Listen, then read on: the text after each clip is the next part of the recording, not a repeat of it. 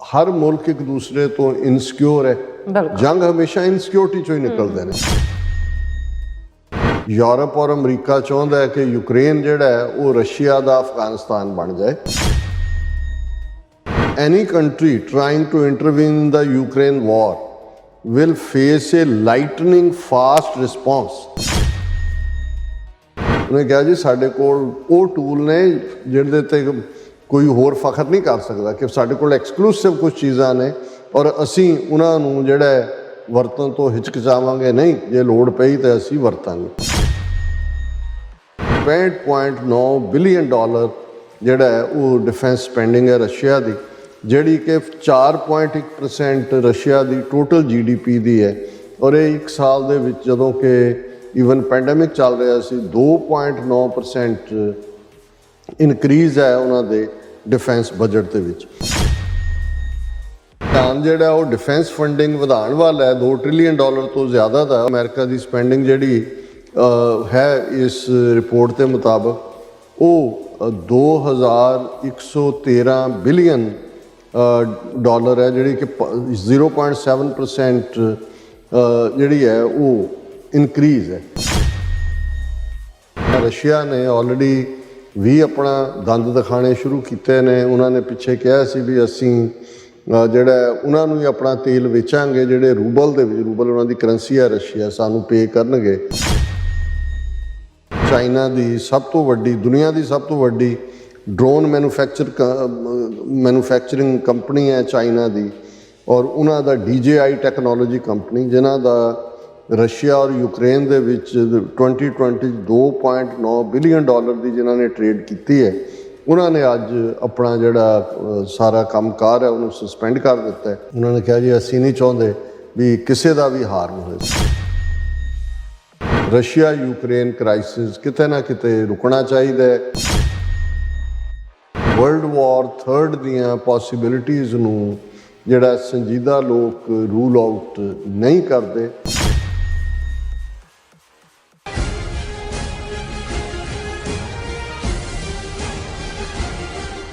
वाहिगुरू जी का खालसा वाहिगुरू जी की फतेह। अस्सलाम वालेकुम, आदाब, वर्ज। मैं हां तुहाडी होस्ट नीलम कौर ते मैं TV 84 ਦੇ ਸਾਰੇ ਦਰਸ਼ਕਾਂ ਤੇ ਸਰੋਤਿਆਂ ਨੂੰ ਜੀ ਆਇਆਂ ਕਹਿੰਦੀ ਹਾਂ ਪ੍ਰੋਗਰਾਮ ਸੱਚੋ ਸੱਚ ਵਿੱਚ, ਜਿਹੜੇ ਇਸ ਪ੍ਰੋਗਰਾਮ ਨਾਲ ਦੇਸ਼ਾਂ ਵਿਦੇਸ਼ਾਂ ਤੋਂ ਜੁੜ ਚੁੱਕੇ ਨੇ। ਖਾਲਸਾ ਫੇਰ ਸੈਂਟਰ ਦੇ ਸੰਚਾਲਕ ਡਾਕਟਰ ਅਮਰਜੀਤ ਸਿੰਘ ਰੋਜ਼ਾਨਾ ਦੀ ਤਰ੍ਹਾਂ ਸਟੂਡੀਓ 'ਚ ਮੇਰੇ ਨਾਲ ਸ਼ਾਮਲ ਨੇ। ਉਹਨਾਂ ਨਾਲ ਗੱਲਬਾਤ ਕਰਕੇ ਅੱਜ ਦੇ ਵਿਸ਼ੇ ਉੱਪਰ ਉਹਨਾਂ ਤੋਂ ਉਹਨਾਂ ਦਾ ਤਬਸਰਾ ਜਾਣਦੇ ਹਾਂ। जी डॉक्टर साहब, वाहिगुरू जी का खालसा वाहिगुरू जी की फतेह। हाँ जी नीलम कौर जी, तुहानू भी ते दुनिया भर च बैठे साडे बहुत ही प्यारे सोहणे सियाणे TV 84 दे व्यूअर्स नू भी वाहिगुरू जी का खालसा वाहिगुरू जी की फतेह। ते साडे बहुत ही प्यारे मुसलमान भैणां भरावां नू अस्सलाम वालेकुम। जी डॉक्टर साहब, जी आनू प्रोग्राम सच्चो सच विच। बहुत शुक्रिया जी डॉक्टर साहब, अज 27 अप्रैल 2022 14 विसाख नानक शाही संमत 554 ਦਾ ਦਿਨ ਹੈ ਤੇ ਡਾਕਟਰ ਸਾਹਿਬ ਪ੍ਰੋਗਰਾਮ ਸ਼ੁਰੂ ਕਰਨ ਤੋਂ ਪਹਿਲਾਂ ਅਸੀਂ ਆਪਣੇ ਦਰਸ਼ਕਾਂ ਤੇ ਸਰੋਤਿਆਂ ਨੂੰ ਹਮੇਸ਼ਾ ਤਰ੍ਹਾਂ ਦੱਸਦੀ ਵਿਊਅਰਸ ਆ, ਜੇ ਤੁਸੀਂ ਹੱਕ ਸੱਚ ਇਨਸਾਫ ਤੇ ਪੈਰਾ ਦਿੰਦਾ ਇੱਕੋ ਇੱਕ ਚੈਨਲ TV 84 ਨੂੰ ਦੇਖਣਾ ਚਾਹੁੰਦੇ ਹੋ ਤਾਂ ਤੁਸੀਂ ਦੇਖ ਸਕਦੇ ਸਪੈਕਟਰਮ ਕੇਬਲ, ਆਰਚਨ cable, welfare cable Canada, roku, Jadoo box, ਸ਼ਾਵਾ, ਫੇਸਬੁੱਕ TV 84 ਦੀ ਐਪ ਰਾਹੀਂ online streaming and IP box ਤੇ ਤੁਸੀਂ TV 84 ਨੂੰ ਦੇਖ ਸਕਦੇ ਹੋ। व्यूअर्स, जे तुसीं TV 84 ਜਿਹੜਾ ਪ੍ਰੋਗਰਾਮ ਸੱਚੋ ਸੱਚ ਨਾਲ ਫੇਸਬੁੱਕ ਰਾਹੀਂ ਜੁੜੇ ਤਾਂ ਇਸ ਨੂੰ ਵੱਧ ਤੋਂ ਵੱਧ ਲਾਈਕ ਕਰੋ ਤੇ ਸ਼ੇਅਰ ਕਰੋ ਅਤੇ ਨਾਲ ਹੀ YouTube ਤੇ ਸਬਸਕ੍ਰਾਈਬ ਵੀ ਕਰੋ। ਇਹ ਵੀ ਦੱਸ ਦੇ ਕਿ ਤੁਸੀਂ TV 84 ਦੀ ਐਪ ਨੂੰ ਐਂਡਰੋਇਡ ਐਂਡ ਐਪ ਸਟੋਰ ਤੇ ਡਾਊਨਲੋਡ ਕਰਕੇ ਜੋ TV 84 ਦੀ ਲਾਈਵ ਸਟ੍ਰੀਮ ਹੈ ਇਸ ਨੂੰ ਤੁਸੀਂ 24 ਆਵਰਸ ਦੇਖ ਸਕਦੇ ਹੋ। व्यूअर्स, ਪ੍ਰੋਗਰਾਮ ਦੀ ਸ਼ੁਰੂਆਤ ਕਰਨ ਜਾ ਰਹੇ ਹਾਂ ਅੱਜ ਦੀ ਸਪਾਂਸਰਸ਼ਿਪ ਦੇ ਹਵਾਲੇ ਨਾਲ ਕਿ ਅੱਜ ਦੇ ਪ੍ਰੋਗਰਾਮ ਸੱਚੋ ਸੱਚ ਨੂੰ ਸਪਾਂਸਰ ਕੀਤਾ ਗਿਆ ਹੈ ਨਿਊਯਾਰਕ ਤੋਂ ਸਰਦਾਰ ਬਰਿੰਦਰ ਸਿੰਘ ਮਦਾਨ ਜੀਰਾਂ ਵੱਲੋਂ। ਸੋ ਇਹਨਾਂ ਨੇ ਕੌਮ ਦੀ ਹੋਂਦ ਤੇ ਬਣਿਆ ਜਿਹੜਾ ਸਵਾਲ ਹੈ ਸਾਡੀ ਤਰਾਸਦੀ ਅਤੇ ਗਲਤੀਆਂ ਦਾ ਜ਼ਿਕਰ ਕੀਤਾ ਹੈ। ਸੋ ਅੱਜ ਜੋ ਮਨੁੱਖਤਾ ਦਾ ਘਾਣ ਹੁੰਦਾ ਅਸੀਂ ਯੂਕਰੇਨ ਵਿੱਚ ਦੇਖ ਰਹੇ ਹਾਂ, ਅਜਿਹੇ ਹਾਲਾਤ ਅਸੀਂ 1947 ਵਿੱਚ ਦੇਖੇ, ਫਿਰ 1984 ਵਿੱਚ ਦੇਖੇ। ਸੋ ਕੌਮ ਭਾਰੀ ਮੁਸ਼ਕਲਾਂ ਵਿੱਚੋਂ ਲੰਘੀ ਹੈ। ਮੇਰਾ ਪਰਿਵਾਰਿਕ ਪਿਛੋਕੜ ਗੁਜਰਾਂਵਾਲਾ ਦਾ ਹੈ ਅਤੇ ਮੈਂ ਅਰਦਾਸ ਵਿੱਚ ਤਬਦੀਲੀ ਹੁੰਦੀ ਦੇਖੀ ਹੈ। ਜਦੋਂ ਅਸੀਂ ਸਭ ਕੁਝ ਪਾਕਿਸਤਾਨ 'ਚ ਛੱਡ ਕੇ ਆਏ ਤਾਂ ਅਸੀਂ ਅਰਦਾਸ ਵਿੱਚ ਗੁਰਧਾਮਾਂ ਦੇ ਦਰਸ਼ਨ ਦਿਦਾਰੇ ਮੰਗੇ। ਅਸੀਂ ਵਾਪਸ ਜਾ ਕੇ ਆਬਾਦ ਹੋਣ ਦੀ ਜਿਹੜੀ ਅਰਦਾਸ ਹੈ ਉਹ ਕਦੇ ਨਹੀਂ ਕੀਤੀ। ਉਹਨਾਂ ਨਾਲ ਰਹਿਣਾ ਕਬੂਲ ਕੀਤਾ ਜਿਨ੍ਹਾਂ ਨੇ 1984 ਵਿੱਚ ਸਾਡਾ ਘਾਣ ਕੀਤਾ ਅਤੇ ਪੈਰ ਪੈਰ ਤੇ ਸਾਨੂੰ ਲੜਾਇਆ। ਜੋ ਅੱਜ ਹਾਲਾਤ ਬਣੇ ਹੋਏ ਹਨ, ਦੁਸ਼ਮਣ ਨੇ ਤਾਂ ਕਹਿਰ ਕਰਨਾ ਹੀ ਹੈ। ਅਸੀਂ ਉਸ ਦਾ ਜਵਾਬ ਦੇਣ ਲਈ ਕੀ ਕਰ ਰਹੇ ਹਾਂ ਅਤੇ ਕੀ ਕਰਨਾ ਹੈ। ਇਹ ਜਿਹੜਾ ਸਾਡੇ ਲਈ ਇੱਕ ਵੱਡਾ ਸਵਾਲ ਹੈ। ਸੋ ਅਸੀਂ ਦੁਸ਼ਮਣ ਦਾ ਦੋਸ਼ ਜਾਂ ਉਸ ਦਾ ਜ਼ਾਲਮ ਹੋਣਾ ਤਾਂ ਦੇਖਦੇ ਹਾਂ, ਨਾਲ ਆਪਣਾ ਪੱਖ ਵੀ ਵਿਚਾਰੀਏ ਤੇ ਇਹਨਾਂ ਹਾਲਾਤਾਂ ਨਾਲ ਨਜਿੱਠਣ ਲਈ ਲਾਮਬੰਦ ਹੋਈਏ। ਸੋ ਡਾਕਟਰ ਅਮਰਜੀਤ ਸਿੰਘ ਨਾਲ ਸਾਡੀ ਜਿਹੜੀ ਪੁਰਾਣੀ ਸਾਂਝ ਹੈ, ਵਾਹਿਗੁਰੂ ਆਪ ਸਭ ਨੂੰ ਚੜ੍ਹਦੀ ਕਲਾ ਬਖਸ਼ਣ। ਸੋ ਅੱਜ ਦੀ ਸਪਾਂਸਰਸ਼ਿਪ ਲਈ ਅਸੀਂ ਸਰਦਾਰ ਬਰਿੰਦਰ ਸਿੰਘ ਮਦਾਨ ਜੀ ਹੋਰਾਂ ਦਾ ਤਹਿ ਦਿਲ ਤੋਂ ਸ਼ੁਕਰੀਆ ਅਦਾ ਕਰਦੇ ਹਾਂ ਔਰ ਤੁਹਾਨੂੰ ਵੀ ਅਪੀਲ ਤੇ ਬੇਨਤੀ ਕਰਦੇ ਹਾਂ ਕਿ ਤੁਸੀਂ ਵੀ ਪ੍ਰੋਗਰਾਮ ਸੱਚੋ ਸੱਚ ਨੂੰ ਵੱਧ ਤੋਂ ਵੱਧ ਸਪਾਂਸਰ ਕਰੋ। ਸਪਾਂਸਰਸ਼ਿਪ ਲਈ ਤੁਸੀਂ ਸਾਨੂੰ ਕਾਲ ਕਰ ਸਕਦੇ ਹੋ ਸਾਡੇ ਫੋਨ ਨੰਬਰ ਤੇ 5166191984, ਸੇਮ ਨੰਬਰ ਤੇ WhatsApp ਕਰ ਸਕਦੇ ਹੋ। ਤੁਸੀਂ ਸਾਨੂੰ ਈਮੇਲ ਵੀ ਕਰ ਸਕਦੇ ਹੋ info@tv84.tv ਤੇ। ਸੋ ਪਹਿਲੇ ਸੈਗਮੈਂਟ ਦੇ ਵਿੱਚ ਆਪਾਂ ਗੱਲਬਾਤ ਕਰਨ ਜਾ ਰਹੇ ਹਾਂ ਯੂਕਰੇਨ ਦੇ ਹਵਾਲੇ ਨਾਲ ਕਿ ਜਿਹੜਾ ਯੂਕਰੇਨ ਦਾ ਮੁੱਦਾ ਅੱਗੋਂ ਹੋਰ ਟਕਰਾਅ ਵੱਲ ਵੱਧਦਾ ਜਾ ਰਿਹਾ ਹੈ ਔਰ ਉਸ ਦੇ ਪ੍ਰੈਜ਼ੀਡੈਂਟ ਪੁਤਿਨ ਨੇ ਇੱਕ ਵਾਰ ਫਿਰ ਹਰ ਕਿਸਮ ਦੇ ਹਥਿਆਰ ਵਰਤਣ ਦੀ ਧਮਕੀ ਦਿੱਤੀ ਹੈ। ਔਰ ਦੂਸਰੇ ਪਾਸੇ Sweden base defence think tank ਸਿਪਰੀ ਨੇ ਆਪਣੀ ਸਾਲਾਨਾ ਰਿਪੋਰਟ ਵਿੱਚ ਕਿਹਾ ਹੈ ਕਿ ਵਰ੍ਹਾ 2021 ਵਿੱਚ ਦੁਨੀਆ ਦੇ ਅੱਡ-ਅੱਡ ਮੁਲਕਾਂ ਵੱਲੋਂ 2 ਟ੍ਰਿਲੀਅਨ ਤੋਂ ਜ਼ਿਆਦਾ ਪੈਸਾ ਡਿਫੈਂਸ ਬਜਟ ਤੇ ਜਿਹੜਾ ਖਰਚ ਕੀਤਾ ਗਿਆ। ਕੀ ਦੁਨੀਆ ਤੀਸਰੇ ਵਰਲਡ ਵਾਰ ਵੱਲ ਵੱਧ ਰਹੀ ਹੈ? ਇਸ ਬਾਰੇ ਆਪਾਂ ਗੱਲਬਾਤ ਕਰਨ ਜਾ ਰਹੇ ਹਾਂ। ਸੋ ਅਸੀਂ ਚਾਹਾਂਗੇ ਕਿ ਤੁਸੀਂ ਇਸੇ ਤਰ੍ਹਾਂ ਬਣੇ ਰਹਿਣਾ। ਦੇਖਣ ਸੁਣਨ ਲਈ ਤੁਹਾਡਾ ਸਭ ਦਾ ਬਹੁਤ ਬਹੁਤ ਧੰਨਵਾਦ ਜੀ। ਡਾਕਟਰ ਸਾਹਿਬ ਕੀ ਵਿਚਾਰਾਂ ਨੇ? ਦੇਖੋ, ਸਭ ਤੋਂ ਪਹਿਲਾਂ ਅੱਜ ਦੇ ਪ੍ਰੋਗਰਾਮ ਨੂੰ ਸਪਾਂਸਰ ਕਰਨ ਵਾਲੇ ਸਰਦਾਰ ਬਰਿੰਦਰ ਸਿੰਘ ਮਦਾਨ ਜੀ, ਉਹਨਾਂ ਬਾਰੇ ਇਹ ਇਵੇਂ ਹੀ ਹੈ ਜਿਹੜੇ ਨਿਸ਼ਕਾਮ ਸੇਵਾ 'ਚ ਯਕੀਨ ਰੱਖਦੇ ਨੇ ਔਰ ਜੇ ਇਹਨਾਂ ਲਗਭਗ 4 ਦਹਾਈਆਂ ਦੇ ਸਫ਼ਰ ਦੇ ਵਿੱਚ ਕੁਛ ਉਹ ਸ਼ਖਸੀਅਤਾਂ ਜਿਨ੍ਹਾਂ ਨੇ ਕਦੇ ਆਪਾ ਨਹੀਂ ਜਿਤਾਇਆ, ਕਦੇ ਆਪਣੀ ਫੇਮ ਨਹੀਂ ਮੰਗੀ, ਪਰ ਗੁਰੂ ਪੰਥ ਨੂੰ, ਪੰਥ ਦੀ ਹੋਣੀ ਨੂੰ ਇੰਨਾ ਪਿਆਰ ਕਰਦੇ ਨੇ ਕਿ ਉਹ ਨਿਸ਼ਕਾਮ ਰਹਿ ਕੇ, ਪਿੱਛੇ ਰਹਿ ਕੇ, ਬਿਨਾਂ ਜਿਤਾਏ ਸੇਵਾ ਕਰਨਾ ਚਾਹੁੰਦੇ ਨੇ ਜਾਂ ਸੇਵਾ ਕਰਦੇ ਨੇ, ਤੇ ਉਹਨਾਂ 'ਚ ਸਰਦਾਰ ਬਰਿੰਦਰ ਸਿੰਘ ਮਦਾਨ ਨੇ। ਬਿਲਕੁਲ 1990 'ਚ ਜਦੋਂ ਅਸੀਂ ਇੱਥੇ ਆਪਣਾ ਖਾਲਿਸਤਾਨ ਅਫੇਅਰ ਸੈਂਟਰ ਦੇ ਥੱਲੇ ਸ਼ੁਰੂ ਕੀਤਾ, ਪਹਿਲਾ ਦਫ਼ਤਰ ਸਾਡਾ ਕੈਲੀਫੋਰਨੀਆ ਸੀ, ਫਿਰ ਅਸੀਂ ਵਾਸ਼ਿੰਗਟਨ DC ਆਏ ਤੇ ਨਿਊਯਾਰਕ ਦੀ ਇੱਕ ਫੇਰੀ ਦੌਰਾਨ ਇੱਕ ਪਰਿਵਾਰਕ ਸਮਾਗਮ ਜਿਹਦੇ 'ਚ ਸਾਨੂੰ ਸੱਦਿਆ ਹੋਇਆ ਸੀ, ਉਹਦੇ 'ਚ ਮਦਾਨ ਸਾਹਿਬ ਦੇ ਨਾਲ ਮੁਲਾਕਾਤ ਹੁੰਦੀ ਹੈ। ਬੜੀ ਪਿਆਰੀ ਸ਼ਖਸੀਅਤ, ਬਾਕੀ ਵੀ ਉਹਨਾਂ ਦੇ ਪਰਿਵਾਰ ਦੇ ਜੀ ਨਾਲ ਸਨ ਔਰ ਉਹ ਇੱਕ ਸ਼ੁਰੂਆਤ ਬਣੀ ਉਸ ਰਿਸ਼ਤੇ ਦੀ। ਔਰ ਬਹੁਤ ਜਲਦੀ ਉਹਨਾਂ ਜ਼ਮਾਨਿਆਂ 'ਚ, ਅੱਜ ਤਾਂ ਹੁਣ ਹਰ ਇੱਕ ਦੇ ਕੋਲ ਜੇ ਘਰ ਦੇ 4-6 ਜੀ ਨੇ ਤੇ ਹਰ ਇੱਕ ਕੋਲ ਸੈੱਲਫੋਨ ਹੁੰਦਾ, ਉਦੋਂ ਜਿਹੜਾ ਸੈੱਲਫੋਨ ਵੀ ਇੱਕ ਰੇਅਰ ਕਮੋਡਿਟੀ ਸੀ ਔਰ ਕਿਉਂਕਿ ਅਸੀਂ ਵੀ ਅਜੇ ਸ਼ੁਰੂਆਤੀ ਦੌਰ ਸੀ, ਸਾਡੇ ਰਿਸੋਰਸ ਵੀ ਬੜੇ ਲਿਮਿਟਿਡ ਸੀ ਔਰ ਮਦਾਨ ਸਾਹਿਬ ਨੇ ਕਿਹਾ ਕਿ ਜੀ ਮੈਂ ਤੁਹਾਡੀ ਸੇਵਾ ਕਰਨਾ ਚਾਹੁੰਦਾ ਕਿ ਸੈੱਲ ਫੋਨ ਤੁਹਾਨੂੰ ਮੈਂ ਪ੍ਰੈਜ਼ੈਂਟ ਕਰਦਾ। ਉਹਨਾਂ ਨੇ ਕੀਤਾ ਔਰ ਉਹਨਾਂ ਨੇ ਕਿਹਾ ਕਿ ਜੀ ਇਸ ਦਾ ਮੰਥਲੀ ਬਿੱਲ ਜਿਹੜਾ ਹੈ ਉਹ ਮੈਂ ਹੀ ਦਿਆਂਗਾ। ਔਰ ਇਹ ਸਿਲਸਿਲਾ ਕਈ ਵਰੇ ਆਲਮੋਸਟ ਅੱਜ ਤੋਂ 6-7 ਸਾਲ ਪਹਿਲਾਂ ਤੱਕ ਜਾਰੀ ਰਿਹਾ, ਜਿਹਦੇ 'ਚ ਕਿ ਮੈਨੂੰ ਕਦੇ ਫਿਕਰ ਨਹੀਂ ਸੀ। ਔਰ ਇਹ ਉਹ ਪੀਰੀਅਡ ਸੀ ਜਦੋਂ ਕਿ ਇੰਟਰਨੈਸ਼ਨਲ ਕਾਲਾਂ ਵੀ ਮਹਿੰਗੀਆਂ ਸੀ, ਲੋਕਲ ਵੀ ਹੁਣ ਤਾਂ ਬੜੀਆਂ ਸਸਤੀਆਂ ਸਕੀਮਾਂ ਨੇ। ਸੋ ਮੈਂ ਸਮਝਦਾ ਵੀ ਇਹ ਉਸ ਪੀਰੀਅਡ ਦੇ ਵਿੱਚ ਇੱਕ ਨਿਸ਼ਕਾਮ ਸੇਵਾ ਵੱਲ ਜੇ ਕਹਿਣਾ ਹੋਏ ਔਰ ਸਾਡੇ ਲਈ ਇੱਕ ਬੜੀ ਯੂਜ਼ਫੁਲ ਤੋਹਫਾ ਸੀ।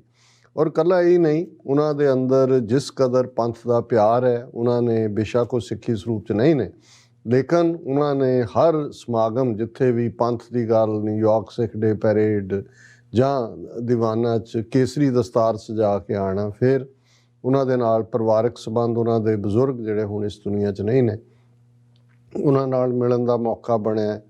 ਉਹਨਾਂ ਦੇ ਪਰਿਵਾਰ, ਉਹਨਾਂ ਦੀ ਬੱਚੀ ਜਦੋਂ ਅਜੇ ਉਹ ਗਰੋ ਹੋ ਰਹੀ ਸੀ ਔਰ ਉਹਨੇ ਸ਼ਬਦ ਕੀਰਤਨ ਔਰ ਚਾਅ ਨਾਲ ਉਹਨਾਂ ਨੇ ਸ਼ਬਦ ਵੀ ਸੁਣਾਉਣਾ ਔਰ ਮਦਾਨ ਸਾਹਿਬ ਨੇ, ਭੈਣ ਜੀ ਨੇ ਪ੍ਰਾਈਡ ਮਹਿਸੂਸ ਕਰਨਾ ਵੀ ਇਸ ਪਾਸੇ। ਹੁਣ ਤਾਂ ਅੱਗੋਂ ਉਹ ਵਿਆਹੀ ਵੀ ਗਈ ਹੈ ਔਰ ਅੱਗੋਂ ਪੋਤਾ ਹੈ ਮਦਾਨ ਸਾਹਿਬ ਦਾ।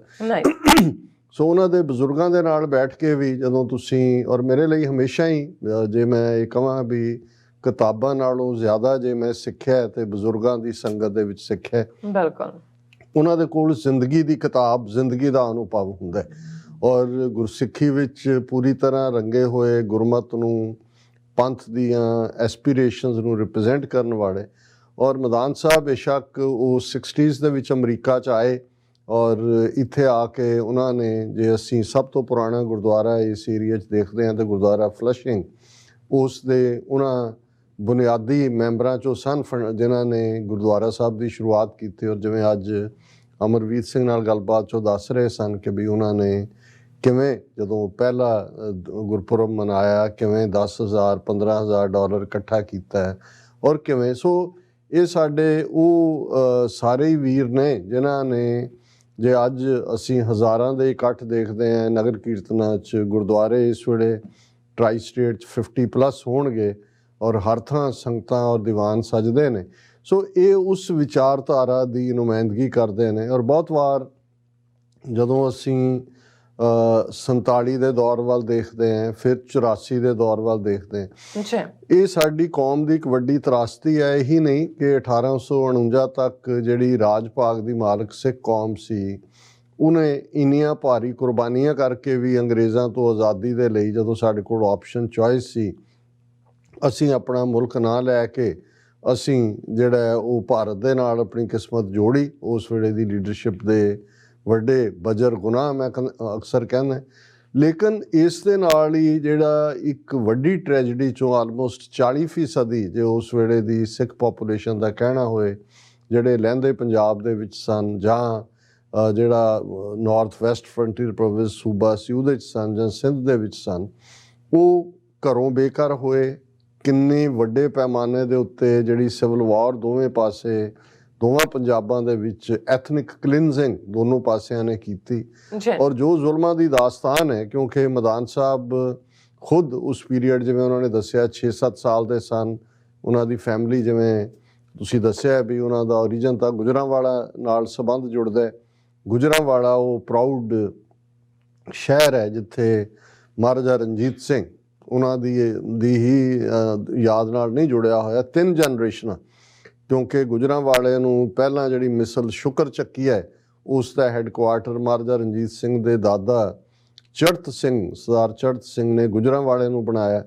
ਫਿਰ ਸਰਦਾਰ ਮਹਾਂ ਸਿੰਘ ਮਹਾਰਾਜਾ ਰਣਜੀਤ ਸਿੰਘ ਦੇ ਪਿਤਾ, ਔਰ ਫਿਰ ਮਹਾਰਾਜਾ ਰਣਜੀਤ ਸਿੰਘ। ਸੋ ਜ਼ਾਹਰ ਹੈ ਜਿੱਥੇ ਰਾਜ ਭਾਗ ਦੇ ਕੇਂਦਰ ਹੁੰਦੇ ਨੇ, ਉੱਥੇ ਜਿਹੜਾ ਸਾਰੀਆਂ ਸਹੂਲਤਾਂ ਜਾਂ ਲਾਈਫ ਸਟਾਈਲ ਬਿਹਤਰ ਹੁੰਦਾ ਦੂਜਿਆਂ ਨਾਲੋਂ। ਔਰ ਮਦਾਨ ਸਾਹਿਬ ਦੀ ਫੈਮਿਲੀ, ਉਹਨਾਂ ਦੇ ਦਾਦਾ ਜੀ ਤੋਂ ਲੈ ਕੇ ਹਾਈਲੀ ਐਜੂਕੇਟਿਡ, ਉਹਨਾਂ ਦੇ ਭਰਾ ਅੱਗੋਂ ਵੀ ਆਪ ਵੀ ਮਦਾਨ ਸਾਹਿਬ ਵੈਲ ਰੈਡ, ਕਿਉਂਕਿ ਹੁਣ ਤਾਂ ਚਲੋ ਹਰ ਚੀਜ਼ ਇੰਟਰਨੈਟ ਜਾਂ ਦੂਸਰੇ 'ਤੇ ਅਵੇਲੇਬਲ ਹੈ। ਇਹਨਾਂ ਸਾਰੇ ਸਾਲਾਂ 'ਚ ਜਦੋਂ ਵੀ ਉਹਨਾਂ ਨੇ ਕੋਈ interesting story New York Times, Washington post ਜਾਂ ਵਾਲ ਸਟਰੀਟ ਜਰਨਲ 'ਚ ਦੇਖਣੀ ਤੇ ਉਹਨਾਂ ਨੇ ਭੇਜ ਦੇਣੀ। ਔਰ ਵੈਸੇ ਵੀ ਉਹਨਾਂ ਦੇ ਨਾਲ ਜਦੋਂ ਗੁਫ਼ਤਗੂ ਕਰੋ, ਇੱਕ ਲਰਨਿੰਗ ਪ੍ਰੋਸੈਸ ਹੁੰਦੀ ਹੈ, ਉਹਨਾਂ ਦਾ ਇੱਕ ਪਰਸਪੈਕਟਿਵ ਹੈ। ਇਹ ਠੀਕ ਹੈ ਕਿ ਇਸ 75 ਸਾਲਾਂ ਦੇ ਵਿੱਚ ਉਹ ਜਨਰੇਸ਼ਨ ਜਿਨ੍ਹਾਂ ਨੇ 2 ਉਜਾੜੇ ਦੇਖੇ ਜਾਂ 2 ਕਿਲਿੰਗਸ ਦੇਖੀਆਂ, 1947 ਦੇ ਪੀਰੀਅਡ 'ਚ ਮਦਾਨ ਸਾਹਿਬ ਦੇ ਪਰਿਵਾਰ ਦੇ ਕਾਫੀ ਜੀ ਜਿਹੜੇ ਨੇ ਉਹ ਮਾਰੇ ਗਏ,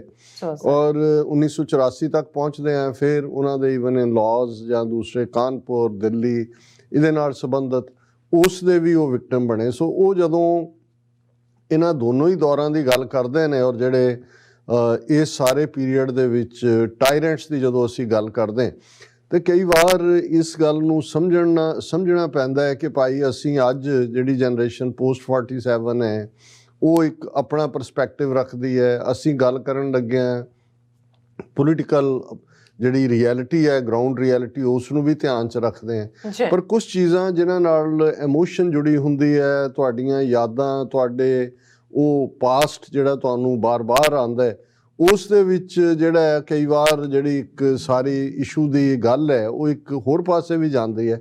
ਪਰ ਮਦਾਨ ਸਾਹਿਬ ਮੈਂ ਸਮਝਦਾ ਵੀ ਸਾਡੇ ਲਈ ਇੱਕ ਭਰਾ ਨੇ, ਇੱਕ ਸਾਡੇ ਲਈ ਜਿਹੜੇ ਨੇ ਰਾਹ ਦਸੇਰੇ ਵੀ ਨੇ, ਕਿਉਂਕਿ ਉਹਨਾਂ ਦੇ ਨਾਲ ਜਦੋਂ ਕਿਸੇ ਗੱਲ 'ਤੇ ਉਹ ਐਗਰੀ ਨਹੀਂ ਕਰਦੇ, ਉਹ ਬੜੀ ਐਮੋਸ਼ਨਲੀ ਸਟਰੋਂਗਲੀ ਆਰਗੂ ਕਰਦੇ ਨੇ ਆਪਣਾ ਨੁਕਤਾ। ਔਰ ਮੈਂ ਵੀ ਕੋਸ਼ਿਸ਼ ਕਰਦਾ ਹਮੇਸ਼ਾ ਕਿ ਭਾਈ ਅਸੀਂ ਜਿਹੜੇ ਅੱਡ-ਅੱਡ ਵਿਊ ਪੁਆਇੰਟ ਨੇ ਉਹਨਾਂ ਨੂੰ ਸਮੋ ਕੇ ਕਰੰਟ ਦੇ ਵਿੱਚ ਰਹਿੰਦੇ ਹਾਂ, ਪੰਥ ਦਾ ਭਲਾ ਕਿਵੇਂ ਹੋ ਸਕਦਾ। ਔਰ ਜਿਵੇਂ ਮਦਾਨ ਸਾਹਿਬ ਨੇ ਕਿਹਾ ਕਿ ਭਾਈ ਅਸੀਂ ਜਿੱਥੋਂ ਸਾਡੀਆਂ ਜੜ੍ਹਾਂ ਸੀ ਉੱਥੋਂ ਸਭ ਕੁਝ ਚੁੱਕਿਆ ਗਿਆ, ਅਸੀਂ ਅਰਦਾਸ 'ਚ ਇਹ ਤਾਂ ਸ਼ਾਮਲ ਕੀਤਾ ਕਿ ਵੀ ਸ਼੍ਰੀ ਨਨਕਾਣਾ ਸਾਹਿਬ ਤੇ ਹੋਰ ਗੁਰਦੁਆਰਿਆਂ ਗੁਰਧਾਮਾਂ ਜਿਨ੍ਹਾਂ ਤੋਂ ਪੰਥ ਨੂੰ ਵਿਛੋੜਿਆ ਗਿਆ ਹੈ, ਤਿਨਾਂ ਦੇ ਖੁੱਲ੍ਹੇ ਦਰਸ਼ਨ ਦੀਦਾਰ ਤੇ ਸੇਵਾ ਸੰਭਾਲ ਦਾ ਦਾਨ ਆਪਣੇ ਪਿਆਰੇ ਖਾਲਸਾ ਜੀ ਨੂੰ ਬਖਸ਼ੋ। ਪਰ ਅਸੀਂ ਮੁੜ ਆਬਾਦ ਹੋਣਾ ਉੱਥੇ ਨਹੀਂ ਜਿਹੜਾ ਉਹ ਮੰਗਿਆ। ਸੋ ਜ਼ਾਹਰ ਹੈ ਜਿਵੇਂ ਅਸੀਂ ਅੱਜ ਕੁਛ ਇਸ਼ੂਜ਼ ਦੇ ਉੱਤੇ ਰੀਅਲਿਸਟਿਕ ਅਪਰੋਚ ਰੱਖਦੇ ਹਾਂ, ਉਸ ਪੀਰੀਅਡ 'ਚ ਜਦੋਂ ਕਿ ਲਫ਼ਜ਼ ਅਰਦਾਸ ਦੇ ਵਿੱਚ ਸ਼ਾਮਲ ਕੀਤੇ ਗਏ, ਜਿਹੜੀ ਐਗਜ਼ੈਕਟਿਵ ਸੀ ਸ਼੍ਰੋਮਣੀ ਕਮੇਟੀ ਦੀ ਅਕਾਲ ਤਖਤ, ਔਰ ਇਹ ਸ਼ਾਇਦ 1948 49 ਦੇ ਪੀਰੀਅਡ 'ਚ ਇਹਨਾਂ ਨੂੰ ਡਰਾਫਟ ਕੀਤਾ ਗਿਆ। ਜੀ ਉਹਨਾਂ ਨੇ ਇਹ ਸਮਝ ਲਿਆ ਹੋਵੇਗਾ ਕਿ ਭਾਈ ਇਹ ਹੁਣ ਇੱਕ ਹਕੀਕਤ ਬਣ ਗਈ ਹੈ, ਇਹ ਲੀਕ ਖਿੱਚੀ ਗਈ। ਹਾਲਾਂਕਿ ਬਹੁਤ ਸਾਰੇ ਜਿਹੜੇ 47 ਦੌਰ ਦੇ ਉੱਧਰੋਂ ਆਏ ਪਰਿਵਾਰ ਨੇ, ਉਹਨਾਂ ਦੀਆਂ ਕੁਝ ਕਹਾਣੀਆਂ ਜਿਹੜੀਆਂ ਅੱਡ ਦੋਨੋਂ ਪਾਸਿਓਂ ਹੀ, ਉੱਥੇ ਵੀ ਪੰਜਾਬੀ ਚੈਨਲ ਪੰਜਾਬੀ ਲਹਿਰ ਹੈ ਜਾਂ ਇੱਧਰਲੇ ਵੀ ਅੱਜ ਕੱਲ੍ਹ ਕਵਰ ਕਰਦੇ ਨੇ ਜਿਹੜੇ ਬਜ਼ੁਰਗ ਬੱਚੇ ਨੇ, ਦੋਨੋਂ ਪਾਸਿਓਂ ਹੀ ਜਿਹੜੇ ਗਏ ਉਹਨਾਂ ਨੂੰ ਇਹ ਸੀ ਕਿ ਵੀ ਇਹ ਇੱਕ ਵਕਤੀ ਜਿਹੀ ਗੱਲ ਹੈ ਔਰ ਅਸੀਂ ਵਾਪਸ ਮੁੜ ਆਵਾਂਗੇ। ਔਰ ਕਈਆਂ ਨੇ ਤਾਂ ਇਸ ਆਸ ਦੇ ਉੱਤੇ ਹੀ ਚਾਬੀਆਂ ਆਪਣੇ ਗੁਆਂਢੀਆਂ ਨੂੰ ਦਿੱਤੀਆਂ ਔਰ ਕੁਛ ਦਿੱਤਾ, ਲੇਕਿਨ ਇਹ ਜਿਹੜੀ ਵਾਘੇ ਦੇ ਉੱਤੇ ਖਿੱਚੀ ਲੀਕ ਸੀ, ਇਸ ਨੂੰ ਮੁੜ ਕੇ ਦੋਨੋਂ ਹੀ ਪਾਸੇ ਦੀਆਂ ਧਿਰਾਂ ਜਿਨ੍ਹਾਂ ਨੂੰ ਇਹ ਸੂਟ ਕਰਦੀ ਸੀ ਹੌਸਟਿਲਿਟੀ ਵੀ, ਉਹਨਾਂ ਨੇ ਇਹੀ ਨਹੀਂ, ਜਦੋਂ ਅਸੀਂ ਗੁਰਧਾਮਾਂ ਦੇ ਵੀ ਸੇਵਾ ਸੰਭਾਲ ਦੀ ਗੱਲ ਕਰਦੇ ਹਾਂ, ਆਲਮੋਸਟ ਜੇ ਅਸੀਂ ਦੇਖਣਾ ਹੋਏ ਤਾਂ 1999 ਤੱਕ ਪਹੁੰਚਦੇ, 1998 'ਚ ਪਾਕਿਸਤਾਨ ਸਿੱਖ ਗੁਰਦੁਆਰਾ ਪ੍ਰਬੰਧਕ ਕਮੇਟੀ ਬਣਦੀ ਹੈ। ਅਦਰਵਾਈਜ਼ ਲੰਬਾ ਵਕਤ ਉਹਨਾਂ ਦਿਦਾਰਿਆਂ ਨੂੰ ਵੀ, ਦਰਸ਼ਨ ਦਿਦਾਰ ਨੂੰ ਵੀ ਤਰਸਦੇ ਰਹੇ। ਹੁਣ ਬੇਸ਼ੱਕ ਉਸ ਫਿਜ਼ਾ 'ਚ ਤਬਦੀਲੀ ਹੈ ਔਰ 2019 'ਚ ਕਰਤਾਰਪੁਰ ਸਾਹਿਬ ਕੋਰੀਡੋਰ ਦੇ ਖੁੱਲ੍ਹਣ ਤੋਂ ਬਾਅਦ ਨਾ ਸਿਰਫ ਹੁਣ ਅਰਾਊਂਡ ਦਾ ਈਅਰ ਸਿੱਖ ਯਾਤਰੂ ਜਾ ਸਕਦੇ ਨੇ, ਜਾਂਦੇ ਨੇ, ਲੇਕਿਨ ਈਵਨ ਜਿਹੜੇ 70-75 ਸਾਲ ਦੇ ਵਿਛੜੇ ਹੋਏ ਸੀ, ਔਰ ਰੋਜ਼ਾਨਾ ਕੋਈ ਨਾ ਕੋਈ ਹਿਊਮਨ ਇੰਟਰਸਟ ਸਟੋਰੀ ਹੁੰਦੀ ਹੈ ਕਿ ਦੋਵੇਂ ਪਾਸਿਓਂ ਜਿਹੜੇ ਨੇ ਉਹ ਜਾ ਕੇ ਕਰਤਾਰਪੁਰ ਸਾਹਿਬ ਕੋਰੀਡੋਰ ਸੱਚਮੁੱਚ ਕੋਰੀਡੋਰ ਆਫ ਲਵ ਬਣਿਆ, ਜਿੱਥੇ ਕਿ ਉਹ ਜਿਹੜੇ ਨੇ ਆਪਸ ਦੇ ਵਿੱਚ ਮਿਲਦੇ ਨੇ। ਔਰ ਜਿਵੇਂ ਮਦਾਨ ਸਾਹਿਬ ਨੇ ਅਜੋਕੀ ਹਾਲਤ 1984 ਦਾ ਵੀ ਜਦੋਂ ਜ਼ਿਕਰ ਕਰਦੇ ਨੇ ਤਾਂ ਉਹ ਜ਼ਾਰ ਉਹਨਾਂ ਦੀਆਂ ਅੱਖਾਂ 'ਚ ਅਥਰੂ ਹੀ ਹੁੰਦੇ ਨੇ। ਔਰ ਉਹ ਕਿਉਂਕਿ ਉਹਨਾਂ ਨੇ ਆਪਣਾ ਬਚਪਨ, ਜਿਹੜੇ ਜਦੋਂ ਤੁਸੀਂ 6-7 ਸਾਲ ਦੀ ਉਮਰ 'ਚ ਆਏ ਦਿੱਲੀ ਦੇ ਵਿੱਚ ਰਿਫਿਊਜੀ ਬਣ ਕੇ, ਤੇ ਜਿਹੜੀ ਹਿੰਦੂ ਤਵੀਆਂ ਦੀ ਜ਼ਹਿਨੀਅਤ ਹੈ ਉਸ ਦੇ ਬਾਰੇ ਜਦੋਂ ਹੁਣ ਗੱਲ ਹੁੰਦੀ ਹੈ ਜੀ ਕਿ RSS ਕੀ ਕਰ ਰਿਹਾ, ਤਾਂ ਉਹਨਾਂ ਨੇ ਕਿਹਾ ਕਿ ਭਾਈ ਇਹਨਾਂ ਦਾ ਕੀ ਰੋਲ ਰਿਹਾ। ਉਦੋਂ ਹੀ ਇਹਨਾਂ ਦੇ ਮਨਾਂ 'ਚ ਕਿੰਨੀ ਨਫ਼ਰਤ ਸੀ, ਪੰਜਾਬੀ ਸੂਬੇ ਦਾ ਜਦੋਂ ਮੋਰਚਾ ਲੱਗਾ ਇਹਨਾਂ ਦਾ ਕੀ ਰੋਲ ਸੀ, ਔਰ ਹੁਣ ਤੱਕ ਪਹੁੰਚਦੇ ਆ ਈਵਨ 1984 'ਚ ਕਿਵੇਂ RSS ਦੇ ਸੰਗੀਆਂ ਨੇ ਕਾਂਗਰਸੀਆਂ ਦੇ ਨਾਲ ਅੱਗੇ ਹੋ ਕੇ ਸਿੱਖਾਂ ਦੀ ਨਸਲਕੁਸ਼ੀ 'ਚ ਰੋਲ ਅਦਾ ਕੀਤਾ। ਸੋ ਮਦਾਨ ਸਾਹਿਬ ਖਾਲਿਸਤਾਨ ਦੇ ਹਮਾਇਤੀ ਨੇ, ਖਾਲਸਾ ਚੜ੍ਹਦੀ ਕਲਾ 'ਚ ਰਹੇ, ਔਰ ਉਹਨਾਂ ਦੇ ਮੁਖਾਤਬ ਦੇ ਵਿੱਚ ਉਹ ਲਫ਼ਜ਼ ਖਾਲਸਾ ਜ਼ਿਆਦਾ ਇਸਤੇਮਾਲ ਕਰਦੇ ਨੇ। ਜਦੋਂ ਇਸ ਵਾਰ ਕਿਉਂਕਿ ਭੈਣ ਜੀ ਜਿਹੜੇ ਨੇ ਉਹ ਥੋੜ੍ਹੇ ਠੀਕ ਨਹੀਂ ਸੀ, ਇਸ ਵਾਰ ਦੀ ਪੈਰੇਡਸ ਤਾਂ ਨਹੀਂ ਆਏ, ਆ ਸਕੇ, ਨਹੀਂ ਤਾਂ ਮਦਾਨ ਸਾਹਿਬ ਐਨੂਅਲੀ ਹੁੰਦੇ ਨੇ। ਔਰ ਜਦੋਂ ਮੈਂ ਉਹਨਾਂ ਨੂੰ ਦੱਸ ਰਿਹਾ ਸੀ ਕਿ ਵੀ ਚੱਕ ਸ਼ੂਮਰ ਮੈਜੋਰਿਟੀ ਸੈਨੇਟ ਲੀਡਰ, ਉਸਨੇ ਕੀਤਾ, ਉਹਨਾਂ ਨੇ ਕਿਹਾ ਮੈਨੂੰ ਤੁਸੀਂ ਕਲਿੱਪ ਵੀ ਭੇਜੋ ਉਹਨਾਂ ਦੀ ਕਿ ਵੀ ਚੌਥਾ ਮੋਸਟ ਪਾਵਰਫੁਲ ਬੰਦਾ ਸਿੱਖ ਡੇ ਪੈਰੇਡ ਦਾ ਹਿੱਸਾ ਬਣਦਾ। ਸੋ ਉਹਨਾਂ ਨੂੰ ਇਸ ਗੱਲ ਦਾ ਭਰੋਸਾ ਹੈ, ਸਿਦਕਵਾਨ ਨੇ, ਕਿ ਖਾਲਸੇ ਦੀ ਹਮੇਸ਼ਾ ਚੜ੍ਹਦੀ ਕਲਾ ਹੈ। ਗੁਰੂ ਨਾਨਕ ਸਾਹਿਬ ਦੀ ਜਿਹੜੀ ਵਿਚਾਰਧਾਰਾ ਉਹ ਸੱਚ, ਹੱਕ, ਇਨਸਾਫ ਦੇ ਉੱਤੇ ਹੈ। ਜਿੱਥੇ ਜਿੱਥੇ ਖਾਲਸਾ ਪੰਥ ਹੈ, ਅਸੀਂ ਚੌਂਕੀਆਂ, ਝੰਡੇ ਬੁੰਗੇ, ਜੁਗੋ ਜੁਗ ਅਟਲ ਦੀ ਅਰਦਾਸ ਕਰਦੇ ਹਾਂ ਔਰ ਹਮੇਸ਼ਾ ਖਾਲਸੇ ਦੀ ਚੜ੍ਹਦੀ ਕਲਾ ਹੋਏਗੀ। ਔਰ ਇਹ ਸਾਰੇ ਪੀਰੀਅਡ 'ਚ ਮਦਾਨ ਸਾਹਿਬ ਨੇ ਬਹੁਤ ਜ਼ਿਆਦਾ ਜਿਹੜਾ ਉਹ ਹਮੇਸ਼ਾ ਮਦਦਗਾਰ ਰਹੇ ਨੇ। ਔਰ ਮੈਂ ਸਮਝਦਾ ਵੀ ਇਹ ਸਮੁੱਚਾ ਅੱਜ ਦਾ ਪ੍ਰੋਗਰਾਮ, ਅੱਜ ਦਾ ਸੈਗਮੈਂਟ ਹੀ ਇਹ ਸਮੁੱਚਾ ਅਸੀਂ ਉਹਨਾਂ ਦੇ ਨਾਂ ਕਰਦੇ ਹਾਂ, ਕਿਉਂਕਿ ਉਹਨਾਂ ਨੇ, ਜੇ ਅੱਜ ਮੈਂ ਇਹ ਕਹਾਣੀ ਆਲਮੋਸਟ 30+ ਈਅਰਸ ਬਾਅਦ ਦੱਸ ਰਿਹਾ, ਕਿਉਂਕਿ ਮੈਨੂੰ ਇਹ ਲੱਗਾ ਕਿ ਵੀ ਨਹੀਂ, ਉਹਨਾਂ ਨੇ, ਔਰ ਅੱਜ ਦੇ ਪ੍ਰੋਗਰਾਮ ਨੂੰ ਵੀ ਉਹਨਾਂ ਨੇ ਬੜਾ ਜੈਨਰਸਲੀ ਸਪੋਰਟ ਕੀਤਾ ਹੈ। ਮਹਾਰਾਜ ਉਹਨਾਂ ਨੂੰ ਚੜ੍ਹਦੀ ਕਲਾ ਦੇਣ, ਭੈਣ ਜੀ ਦੀ ਸਿਹਤਯਾਬੀ ਔਰ ਉਹਨਾਂ ਦੀ ਚੜ੍ਹਦੀ ਕਲਾ, ਔਰ ਇਵੇਂ ਹੀ ਉਹਨਾਂ ਤੋਂ ਸਾਨੂੰ ਗਾਈਡੈਂਸ ਮਿਲਦੀ ਰਹੇ। ਗੱਲ ਜਦੋਂ ਅਸੀਂ ਅੱਜ ਦੇ ਜ਼ਮਾਨੇ ਦੀ ਕਰਦੇ ਹਾਂ ਔਰ ਜਦੋਂ ਯੂਕਰੇਨ ਦੀ ਗੱਲ ਹੁੰਦੀ ਹੈ, ਤੇ ਮਦਾਨ ਸਾਹਿਬ ਨੇ ਕਿਹਾ ਵੀ ਜਦੋਂ ਮੈਂ ਯੂਕਰੇਨ ਦੇ ਰਿਫਿਊਜੀਆਂ ਦਾ ਦੇਖਦਾ, ਪੜ੍ਹਦਾ, ਸੁਣਦਾ, ਤੇ ਮੈਨੂੰ ਆਪਣਾ 1947 ਦਾ ਦੌਰ ਯਾਦ ਆ ਜਾਂਦਾ। ਔਰ ਇਸ ਸਾਰੇ ਨਾਲ, ਕਿਉਂਕਿ ਕੁਛ ਚੀਜ਼ਾਂ ਸਿਆਸੀ ਤੌਰ 'ਤੇ ਨੈਟੋ ਕੀ ਹੈ, ਰੂਸ ਦਾ ਕੀ ਇਰਾਦਾ ਹੈ, ਨੈਟੋ ਨੇ ਕੀ ਇੱਕ ਜੇ ਪਾਸੇ ਰੱਖ ਦਈਏ, ਕਿਉਂਕਿ ਅਸੀਂ ਕਈ ਵਾਰ ਸਿਰਫ ਪੋਲੀਟੀਕਲ ਐਂਗਲ ਦੇ ਉੱਤੇ ਹੀ ਆ ਕੇ ਜ਼ਿਆਦਾ ਫਸ, ਹਿਊਮੈਨੀਟੇਰੀਅਨ ਆਸਪੈਕਟ ਕਿਸੇ ਵੀ ਗੱਲ ਦਾ।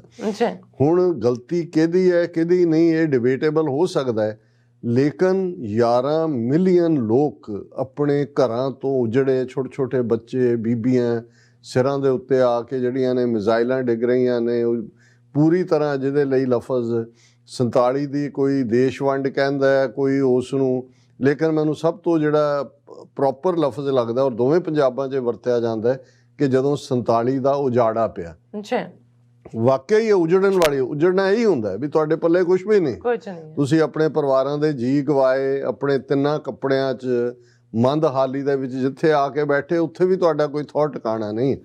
ਸੋ ਜੇ ਅਸੀਂ ਕਹਿਣਾ ਹੋਏ ਵੀ ਇਸ ਵੇਲੇ ਜੇ ਯੂਕਰੇਨ ਦੇ 11 ਮਿਲੀਅਨ ਲੋਕ ਉਸ ਉਜਾੜੇ 'ਚ ਨੇ ਔਰ ਇਹ ਸਾਰੇ ਜਿਹੜੀਆਂ ਧਿਰਾਂ ਨੇ ਇਹ ਆਪੋ ਆਪਣੇ ਸਿਆਸੀ ਹਾਂ ਲਾਭ ਦੇਖ ਰਹੀਆਂ ਨੇ ਔਰ ਇਹ ਗੱਲ ਥੰਮਦੀ ਨਜ਼ਰ ਨਹੀਂ ਆਉਂਦੀ। ਅਸੀਂ ਕੱਲ੍ਹ ਵੀ ਥੋੜ੍ਹਾ ਬਹੁਤ ਇਸ਼ਾਰਾ ਕੀਤਾ ਸੀ, ਅੱਜ ਅਗੇਨ ਜਦੋਂ ਮੈਂ ਪੁਤਿਨ ਦੀ ਜਿਹੜੀ ਸਟੇਟਮੈਂਟ ਦੇਖੀ, ਕਿਉਂਕਿ ਇਹ ਇੱਕ ਫੀਅਰ ਮੁੱਢਲੇ ਦਿਨਾਂ ਦੇ ਵਿੱਚ ਰਸ਼ੀਆ ਨੇ ਕਿਹਾ ਸੀ ਕਿ ਵੀ ਅਸੀਂ ਨਿਊਕਲੀਅਰ ਉਹਨਾਂ ਨੇ ਅਲਰਟ ਜਾਰੀ ਕੀਤਾ ਸੀ ਤੇ ਇਹ ਸੀ ਕਿ ਬਈ ਇਹ ਤਾਂ ਨਿਊਕਲੀਅਰ ਵਾਰ ਵਰਲਡ, ਔਰ ਬਾਈਡਨ ਲਗਾਤਾਰ ਕਹਿੰਦਾ ਹੈ ਕਿ ਵੀ ਅਸੀਂ ਨਹੀਂ ਚਾਹੁੰਦੇ ਕਿ ਵੀ ਇਹ ਵਰਲਡ ਵਾਰ 3 'ਚ ਕਨਵਰਟ ਹੋਏ। ਪਰ ਅੱਜ ਜਿਹੜੀ ਪੁਤਿਨ ਦੀ ਸਟੇਟਮੈਂਟ ਆ ਉਹ ਦੱਸ ਰਹੀ ਹੈ ਕਿ ਟੈਨਸ਼ਨਸ ਕੋਈ ਘੱਟ ਨਹੀਂ ਨੇ। ਉਹਦੇ 'ਚ ਉਹਨੇ ਕਿਹਾ any country trying to intervene in the Ukraine war will face a lightning fast response, ਕਿ ਵੀ ਜੇ ਕਿਸੇ ਨੇ ਵਿੱਚ ਦਖਲਅੰਦਾਜ਼ੀ ਕਰਨ ਦੀ ਕੋਸ਼ਿਸ਼ ਕੀਤੀ ਤੇ ਫਿਰ ਸਾਡਾ ਬਹੁਤ ਕੁਇਕ ਲਾਈਟਨਿੰਗ ਬਿਜਲੀ ਵਾਂਗ ਸਾਡਾ ਰਿਸਪੌਂਸ ਹੋਏਗਾ। ਫਿਰ ਇੱਕ ਸਟੈਪ ਅੱਗੇ ਜਾਂਦੇ ਆ ਕਿ we have all the tools no one can boast of, we will use them if necessary, he said, what is seen as a reference to ballistic missiles and nuclear arms। ਉਹਨੇ ਕਿਹਾ ਜੀ ਸਾਡੇ ਕੋਲ ਉਹ ਟੂਲ ਨੇ ਜਿਹਦੇ ਤੇ ਕੋਈ ਹੋਰ ਫਖਰ ਨਹੀਂ ਕਰ ਸਕਦਾ ਕਿ ਸਾਡੇ ਕੋਲ ਐਕਸਕਲੂਸਿਵ ਕੁਝ ਚੀਜ਼ਾਂ ਨੇ ਔਰ ਅਸੀਂ ਉਹਨਾਂ ਨੂੰ ਜਿਹੜਾ ਵਰਤਣ ਤੋਂ ਹਿਚਕਿਚਾਵਾਂਗੇ ਨਹੀਂ, ਜੇ ਲੋੜ ਪਈ ਤਾਂ ਅਸੀਂ ਵਰਤਾਂਗੇ। ਅੱਛਾ, ਹੁਣ ਇਸ ਬੈਕਡ੍ਰੌਪ ਦੇ ਵਿੱਚ ਹੈ ਜਦੋਂ ਕਿ ਸੈਂਕਸ਼ਨਸ ਮਾੜਾ ਮੋਟਾ ਆਪਣਾ ਅਸਰ ਦਿਖਾਉਣਾ ਸ਼ੁਰੂ ਹੋ ਰਹੀਆਂ ਨੇ, ਜਿਵੇਂ ਅਸੀਂ ਦੇਖ ਰਹੇ ਸੀ ਹਾਲਾਂ ਚਾਈਨਾ ਲਾਈਕ ਆਇਰਨ ਬਦਰ ਰਸ਼ੀਆ ਦਾ ਰਿਹਾ, ਪਰ ਅੱਜ ਜਿਹੜੀ ਚਾਈਨਾ ਦੀ ਸਭ ਤੋਂ ਵੱਡੀ, ਦੁਨੀਆ ਦੀ ਸਭ ਤੋਂ ਵੱਡੀ ਡਰੋਨ ਮੈਨੂਫੈਕਚਰਿੰਗ ਕੰਪਨੀ ਹੈ ਚਾਈਨਾ ਦੀ, ਔਰ ਉਹਨਾਂ ਦਾ DJI ਟੈਕਨੋਲੋਜੀ ਕੰਪਨੀ ਜਿਨ੍ਹਾਂ ਦਾ ਰਸ਼ੀਆ ਔਰ ਯੂਕਰੇਨ ਦੇ ਵਿੱਚ 2020 $2.9 ਬਿਲੀਅਨ ਦੀ ਜਿਨ੍ਹਾਂ ਨੇ ਟ੍ਰੇਡ ਕੀਤੀ ਹੈ, ਉਹਨਾਂ ਨੇ ਅੱਜ ਆਪਣਾ ਜਿਹੜਾ ਸਾਰਾ ਕੰਮਕਾਰ ਹੈ ਉਹਨੂੰ ਸਸਪੈਂਡ ਕਰ ਦਿੱਤਾ ਹੈ ਔਰ ਉਹਨਾਂ ਨੇ ਕਿਹਾ ਕਿ ਵੀ ਅਸੀਂ ਜਿਹੜਾ ਇਸ ਨੂੰ ਛੱਡ ਰਹੇ ਹਾਂ। We abhor any use of our drones to cause harm. ਉਹਨਾਂ ਨੇ ਕਿਹਾ ਜੀ ਅਸੀਂ ਨਹੀਂ ਚਾਹੁੰਦੇ ਵੀ ਕਿਸੇ ਦਾ ਵੀ ਹਾਰਮ ਹੋਏ। ਸੋ ਹੁਣ ਤੱਕ ਜੇ ਰਸ਼ੀਆ ਦੇ ਨਾਲ ਖੁੱਲ੍ਹ ਕੇ ਚਾਈਨਾ ਰਿਹਾ ਤੇ ਇਹ ਉਹਨਾਂ ਦੇ ਜਿਹੜੀਆਂ ਸੈਂਕਸ਼ਨਸ ਦੇ ਥੱਲੇ ਜਾਂ ਬਾਕੀ ਯੂਰਪ ਨੇ ਲਾਈਆਂ, ਇਹ ਪਹਿਲਾ ਸਟੈਪ ਇਸ ਪਾਸੇ ਵੱਲ ਹੈ। ਹਾਲਾਂ ਰਸ਼ੀਆ ਨੇ ਆਲਰੇਡੀ ਵੀ ਆਪਣਾ ਦੰਦ ਦਿਖਾਣੇ ਸ਼ੁਰੂ ਕੀਤੇ ਨੇ। ਉਹਨਾਂ ਨੇ ਪਿੱਛੇ ਕਿਹਾ ਸੀ ਵੀ ਅਸੀਂ ਜਿਹੜਾ ਉਹਨਾਂ ਨੂੰ ਹੀ ਆਪਣਾ ਤੇਲ ਵੇਚਾਂਗੇ ਜਿਹੜੇ ਰੂਬਲ ਦੇ ਵਿੱਚ, ਰੂਬਲ ਉਹਨਾਂ ਦੀ ਕਰੰਸੀ ਹੈ ਰਸ਼ੀਆ, ਸਾਨੂੰ ਪੇ ਕਰਨਗੇ। ਔਰ ਉਹਨਾਂ ਨੇ ਬਲਗਾਰੀਆ ਔਰ ਪੋਲੈਂਡ ਉਹਨਾਂ ਨੂੰ ਗੈਸ ਦੀ ਸਪਲਾਈ ਜਿਹੜੀ ਹੈ ਉਹ ਬੰਦ ਕਰ ਦਿੱਤੀ ਹੈ। ਉਹਨਾਂ ਨੇ ਕਿਹਾ ਕਿ ਜੀ ਇਹ ਅਨਫਰੈਂਡਲੀ ਬਾਇਰਸ ਨੇ ਔਰ ਅਸੀਂ ਜਿਹੜਾ ਇਹਨਾਂ ਨੂੰ ਨਹੀਂ ਦੇਣਾ ਕਿਉਂਕਿ ਇਹ ਰੂਬਲ ਦੇ ਵਿੱਚ ਪੇ ਨਹੀਂ ਕਰਦੇ ਨੇ। ਹੁਣ ਇਸ ਸਾਰੇ ਦੇ ਚੱਲਦੇ ਆ ਜਦੋਂ ਅਸੀਂ ਇੱਕ ਪਾਸੇ ਰਸ਼ੀਅਨ ਪੋਸਚਰਿੰਗ, ਹਾਲਾਂ ਕੁਛ ਲੋਕ ਇਹਨੂੰ ਕਹਿਣਗੇ ਕਿ ਜੀ ਪੁਤਿਨ ਦੀ ਇਹ ਪੋਸਚਰਿੰਗ ਹੈ, ਪਰ ਇਵੇਂ ਨਹੀਂ ਹੁੰਦਾ ਜਦੋਂ ਇਸ ਕਿਸਮ ਦੀ ਸਿਚੁਏਸ਼ਨ ਚੱਲ ਰਹੀ ਹੈ। ਕਿਉਂਕਿ ਕੱਲ੍ਹ ਅਮਰੀਕਾ ਨੇ ਕਿਹਾ ਸੀ ਕਿ ਰਸ਼ੀਆ ਜਿਹੜਾ ਉਹ ਵਾਰ ਲੂਜ਼ ਕਰ ਰਿਹਾ ਯੂਕਰੇਨ।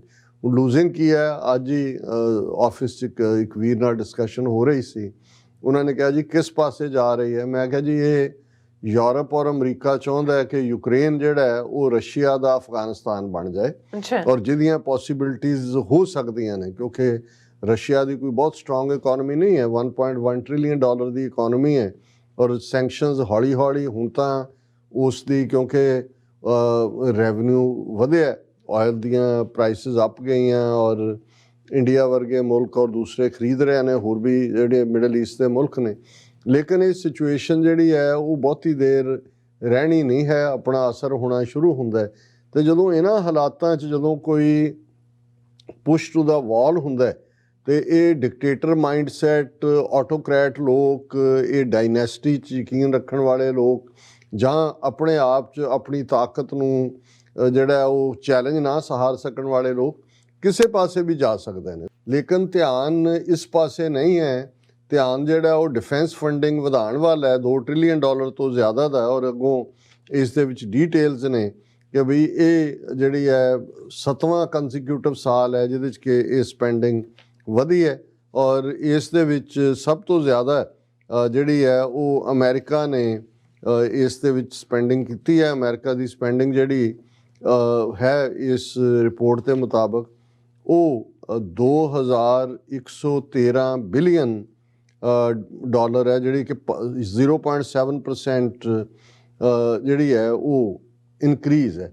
ਸੋ ਮਤਲਬ ਇਹ ਹੈ ਕਿ ਵੀ 200 ਬਿਲੀਅਨ ਪਲੱਸ ਇਕੱਲਾ ਅਮਰੀਕਾ ਇਸ ਦੇ ਉੱਤੇ ਖਰਚ ਕਰਦਾ ਹੈ ਇਨ ਸਪਾਈਟ ਆਫ ਪੈਂਡੇਮਿਕ। ਔਰ ਅਮਰੀਕਾ ਦਾ ਇਹ ਕਹਿਣਾ ਜੀ ਅਸੀਂ ਤਾਂ ਨੈਕਸਟ ਜਨਰੇਸ਼ਨ ਟੈਕਨੋਲੋਜੀ ਉਸ ਦੇ ਵਿੱਚ ਇਨਵੈਸਟ ਕਰ ਰਹੇ ਹਾਂ।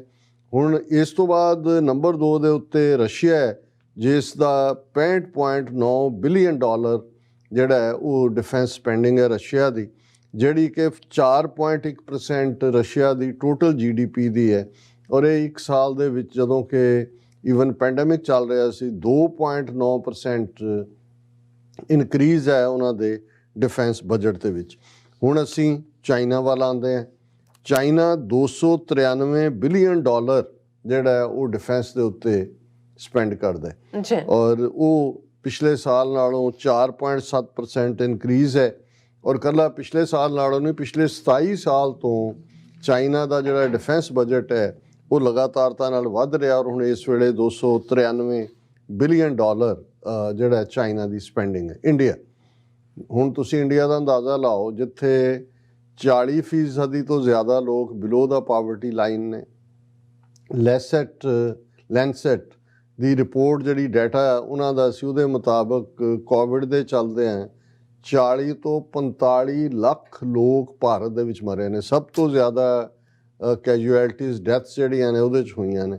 ਹੁਣ ਨਾ ਤਾਂ ਪਾਵਰਟੀ ਔਰ ਅਨਇੰਪਲੋਇਮੈਂਟ ਦਾ ਕੀ ਹੈ, ਖੁਦਕੁਸ਼ੀਆਂ ਕਿਸਾਨਾਂ ਦੀਆਂ ਕੀ ਚੱਲ ਰਹੀਆਂ ਨੇ, ਲੇਕਿਨ ਭਾਰਤ ਜਿਹੜਾ ਹੈ 76.6 ਬਿਲੀਅਨ ਡਾਲਰ ਡਿਫੈਂਸ ਦੇ ਉੱਤੇ ਖਰਚ ਕਰ ਰਿਹਾ। ਉਹਨਾਂ ਦਾ ਬਜਟ ਜਿਹੜਾ ਉਹ ਔਰ ਜਿਸ ਅੰਦਾਜ਼ 'ਚ ਰਾਫੇਲ ਔਰ ਦੂਸਰਾ ਇਹ ਸੌਦੇ ਕਰ ਰਹੇ ਨੇ ਔਰ ਬੇਸ਼ੱਕ ਉਹਨਾਂ ਦੀ ਗਰੋਥ ਰੇਟ ਥੱਲੇ ਗਿਆ, 40-45 ਲੱਖ ਲੋਕ ਮਰੇ, ਅਨਇੰਪਲੋਇਮੈਂਟ ਹੈ। ਇਹ ਜਿਹੜਾ 76.6 ਬਿਲੀਅਨ ਡਾਲਰ ਦਾ ਬਜਟ ਹੈ ਇਹ 0.9% ਆਲਮੋਸਟ 1% ਹਾਈਕ ਹੈ ਉਹਨਾਂ ਨੇ ਵਧਾਇਆ ਪਿਛਲੇ ਪੀਰੀਅਡ ਨਾਲੋਂ। ਔਰ ਇਸ ਦੇ ਨਾਲ ਜਿਹੜਾ 8 ਨੈਟੋ ਦੇ ਜਿਹੜੇ ਨੇਸ਼ਨ ਨੇ ਉਹਨਾਂ 'ਚ ਜਿਹੜਾ ਉਹਨਾਂ ਦਾ ਖਰਚਾ 2% ਜਿੰਨੀ ਉਹਨਾਂ ਦੀ GDP ਹੈ ਉਸ ਦੇ ਮੁਤਾਬਕ ਹੈ।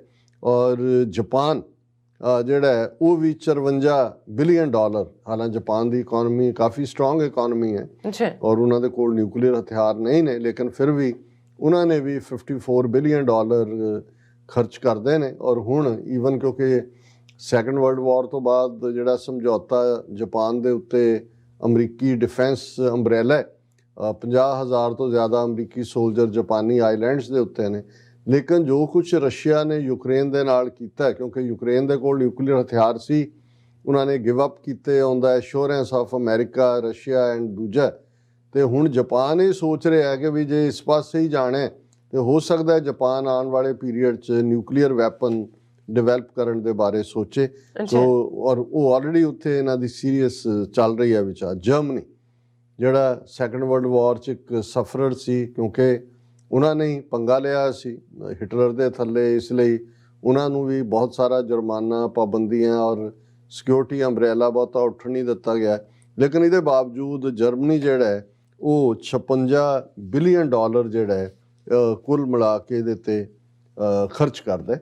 ਹੁਣ ਇਹ ਸਾਰਾ ਇੱਕ ਪਾਸਾ ਹੈ ਔਰ ਦੂਸਰੇ ਪਾਸੇ ਅਸੀਂ ਦੇਖਦੇ ਹਾਂ ਕਿ ਇਹ ਜਿਹੜੀ ਜੰਗ ਰੂਸ ਔਰ ਯੂਕਰੇਨ ਦੀ ਹੈ ਇਹ ਕਿਵੇਂ ਕਲੋਜ਼ ਈਵਨ ਨਿਊਕਲੀਅਰ ਡਿਜ਼ਾਸਟਰ ਦੇ ਆਈ।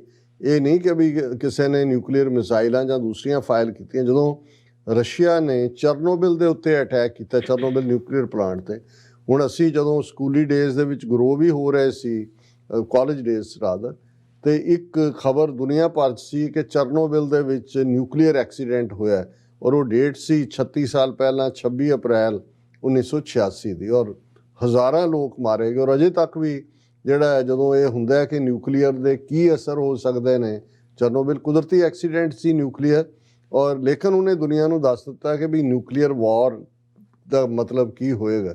ਔਰ ਹੁਣ ਜਦੋਂ ਰੂਸ ਨੇ ਆਲਮੋਸਟ ਇਸ ਚਰਨੋਬਿਲ ਨੂੰ ਟੇਕ ਓਵਰ ਕੀਤਾ, ਹਾਲਾਂਕਿ ਹੁਣ ਜਦੋਂ ਕਿ ਵਿਦਡਰਾਅਲ ਹੋਈ ਹੈ, ਰੂਸ ਦੀ ਫੌਜ ਨਿਕਲ ਗਈ। ਔਰ ਇਹ ਗੱਲ ਮੈਂ ਨਹੀਂ ਕਹਿ ਰਿਹਾ, ਜਿਹੜੀ ਈਵਨ ਇਹਨਾਂ ਦੀ ਇੰਟਰਨੈਸ਼ਨਲ ਐਟੋਮਿਕ ਐਨਰਜੀ ਏਜੰਸੀ ਹੈ, ਯੂਨਾਈਟਿਡ ਨੇਸ਼ਨਸ ਦੀ ਆਰਗੇਨਾਈਜੇਸ਼ਨ ਹੈ, ਉਹਨਾਂ ਦਾ ਇਹ ਕਹਿਣਾ ਹੈ ਕਿ ਵੀ 30 ਕਿ ਵੀ ਇਹ ਜੋ 36 ਸਾਲ ਪਹਿਲਾਂ ਹੋਇਆ ਸੀ, ਹੁਣ ਰਸ਼ੀਅਨ ਟੇਕ ਓਵਰ ਵੇਲੇ ਆਲਮੋਸਟ ਇਹ ਨੇੜੇ ਸੀ। It was very very dangerous seizure of the Chernobyl nuclear power plant in Ukraine. ਔਰ ਉਹਨਾਂ ਨੇ ਕਿਹਾ ਵੀ ਅਜੇ ਵੀ ਹਾਲਾਂ ਵਰਕਰਸ ਨੇ ਜਾਂ ਦੂਜਿਆਂ ਨੇ ਉਹ ਸੇਫਟੀ ਮੇਸ਼ਰ ਕਾਇਮ ਰੱਖੇ, ਬਚਾਅ ਹੋ ਗਿਆ, ਰਸ਼ੀਆ ਹੁਣ ਵਿਦਡਰਾ ਕਰ ਗਿਆ। ਪਰ ਉਹਨਾਂ ਨੇ ਕਿਹਾ ਕਿ ਵੀ I don't know if we were very close to disaster, but situation was absolutely abnormal and very very dangerous. ਕਿ ਵੀ ਇਹ ਨਹੀਂ ਹੈ ਵੀ ਕਿਸੇ ਨੂੰ ਨਿਊਕਲੀਅਰ ਮਿਜ਼ਾਈਲ ਜਾਂ ਬੰਬ ਸੁੱਟਣ ਦੀ ਲੋੜ ਸੀ।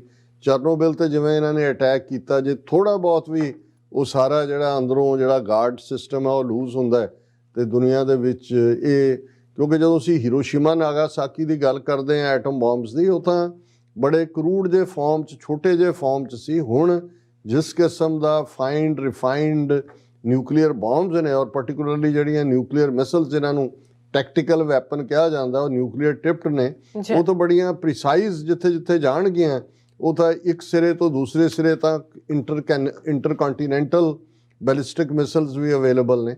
ਸੋ ਮੈਨੂੰ ਇਹ ਲੱਗਦਾ ਹੈ ਵੀ ਜੋ ਹਾਲਾਤ ਬਣੇ ਹੋਏ ਨੇ, ਔਰ ਜੇ ਅਸੀਂ ਇਸ ਸਿਪਰੀ ਦੀ ਰਿਪੋਰਟ ਦੇ ਉਸ ਅਕਸ ਨੂੰ ਵੀ ਧਿਆਨ ਦੇ ਵਿੱਚ ਰੱਖੀਏ ਕਿ ਹਰ ਮੁਲਕ ਇੱਕ ਦੂਸਰੇ ਤੋਂ ਇਨਸਿਕਿਉਰ ਹੈ। ਜੰਗ ਹਮੇਸ਼ਾ ਇਨਸਿਕਿਉਰਿਟੀ ਚੋਂ ਹੀ ਨਿਕਲਦੇ ਨੇ। ਜਦੋਂ ਇਹ ਹੁੰਦਾ ਹੈ, ਇੱਕ ਦਾ ਐਂਬੀਸ਼ਨ ਹੁੰਦਾ ਹੈ ਕਿਸੇ ਦਾ ਕਿ ਦੂਸਰਿਆਂ ਨੂੰ ਕਿਵੇਂ ਜਿਹੜਾ ਉਹ ਸਬਡਿਊ ਕਰਨਾ ਹੈ, ਤੇ ਜਿਹੜੇ ਦੂਸਰੇ ਕਈ ਵਾਰੀ ਡਰੇ ਕਈ ਜਿਹੜੇ ਅਟੈਕ ਕਰਦੇ ਨੇ ਉਹ ਇਨਸਿਕਿਉਰ ਹੁੰਦੇ ਨੇ। ਸੋ ਵਰਲਡ ਵਾਰ 3 ਦੀਆਂ ਪੋਸੀਬਿਲਿਟੀਜ਼ ਨੂੰ ਜਿਹੜਾ ਸੰਜੀਦਾ ਲੋਕ ਰੂਲ ਆਊਟ ਨਹੀਂ ਕਰਦੇ, ਇਸ ਲਈ ਉਹ ਸਮਝਦੇ ਨੇ ਵੀ ਇਹ ਰਸ਼ੀਆ ਯੂਕਰੇਨ ਕ੍ਰਾਈਸਿਸ ਕਿਤੇ ਨਾ ਕਿਤੇ ਰੁਕਣਾ ਚਾਹੀਦਾ ਹੈ। ਸੀਜ਼ ਫਾਇਰ ਔਰ ਰਸ਼ੀਅਨ ਡਿਜ਼ਾਈਨਸ ਜਿਹੜੇ ਨੇ ਐਕਸਪੈਂਸ਼ਨ ਦੇ, ਜਿਵੇਂ ਇਹ ਵੀ ਹੈ ਕਿ ਵੀ ਉਹ ਦੂਸਰੇ ਪਾਸੇ ਵੀ ਮਾਲਟੋਵਾ ਵੱਲ ਵੀ ਜਾ ਰਿਹਾ ਹੈ ਔਰ ਦੂਸਰਿਆਂ ਨੂੰ ਵੀ ਧਮਕੀਆਂ ਦੇ ਰਿਹਾ। ਜੇ ਇਸ ਕਿਸਮ ਦਾ ਹੁੰਦਾ, ਔਰ ਪਹਿਲੇ 2 ਵਰਲਡ ਵਾਰ ਵੀ ਯੂਰਪ ਤੋਂ ਹੀ ਸ਼ੁਰੂ ਹੋਏ, ਏਸ਼ੀਆ ਅਫਰੀਕਾ ਤੇ ਉਹਦੇ 'ਚ ਘੜੀਸੇ ਗਏ।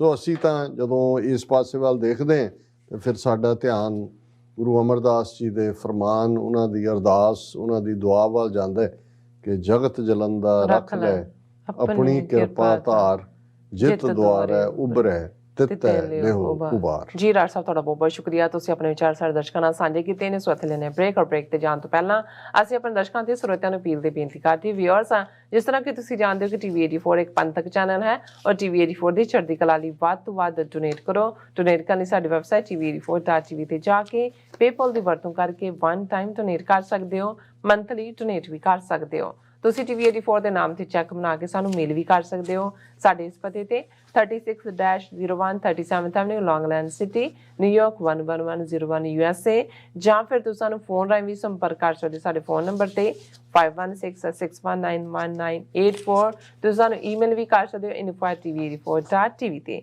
ਅਸੀਂ ਤੁਹਾਡੇ ਤਹਿ ਦਿਲ ਤੋਂ ਸ਼ੁਕਰਗੁਜ਼ਾਰ ਰਹਾਂਗੇ। ਸੋ ਇੱਥੇ ਲੈਣੇ ਆ ਬ੍ਰੇਕ ਵਿਊਅਰਸ, ਤੁਸੀਂ ਇਸੇ ਤਰ੍ਹਾਂ ਹੀ ਬਣੇ ਰਹਿਣਾ। ਮਿਲਦੇ ਹਾਂ ਛੋਟੇ ਜਿਹੇ ਵਕਫੇ ਤੋਂ ਬਾਅਦ।